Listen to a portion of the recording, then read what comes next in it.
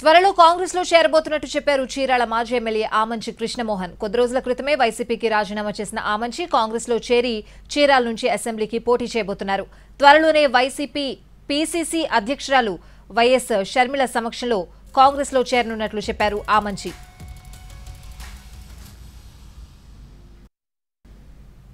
ఈ ప్రాంతానికి ఒక లౌకికవాదం కలిగినటువంటి పార్టీ, అలానే ఈరోజు నియోజకవర్గంలో ఏర్పడినటువంటి రాజకీయ శూన్యతకి అందరినీ మనం ఒక వేదిక మీదకు ఒక షెల్టర్ కిందకి తీసుకురావాలంటే కాంగ్రెసే సరైనటువంటి వేదిక అని చెప్పి భావించి ఈ రోజు నుంచి నేను కాంగ్రెస్ పార్టీలోకి